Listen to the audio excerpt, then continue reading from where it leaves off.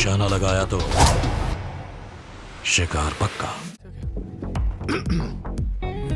अगर तुम कहोगे ना तो जान पे भी वेट कर लूंगा। रूपा, डोंट मिस एनी डिटेल्स, कम इन सून।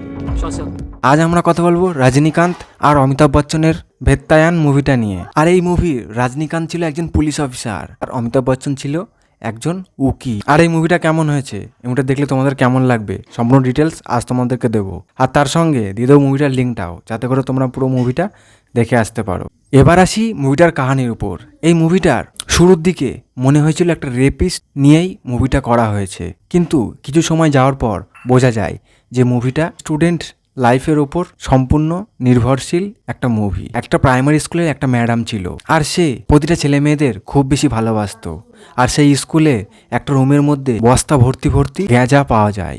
আর সেই সব কিছু ধরে দেওয়ার পরই মেয়েটাকে রেপ করে মার্ডার করে দেওয়া হয়। আর এই মার্ডার আর রেপের দোষটা সম্পূর্ণ তারা একটা ছেলের ওপর, যে ছেলেটা সম্পূর্ণ নির্দোষ ছিল, আর তাকে ভুলবশত ইনকাউন্টার করে দেওয়া হয়। আর অমিতাভ বচ্চন ছিল একজন উন্নত মানের উকিল। অমিতাভ বচ্চন সবকিছুর খোঁজ লাগায় আর জানতে পারে ছেলেটা পুরোপুরিভাবে নির্দোষ। আর তাকে তখন সবাই দোষী মানছিল যে সেই নাকি একজন রেপিস্ট।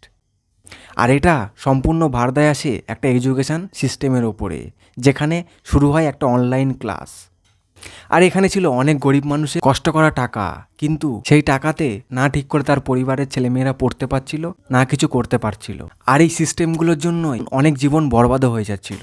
আর সেটা নিয়ে যখন ওই স্কুলের ম্যাডামটা কথা বলে, তাকে রেপ করে মার্ডার করে দেওয়া হয়।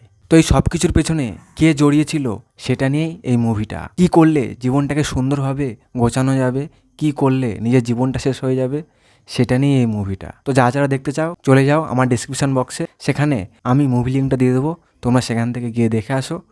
আর যারা অলরেডি দেখে ফেলেছো তারাও কমেন্ট বক্সে কমেন্ট করে জানিও যে মুভিটা কেমন হয়েছে।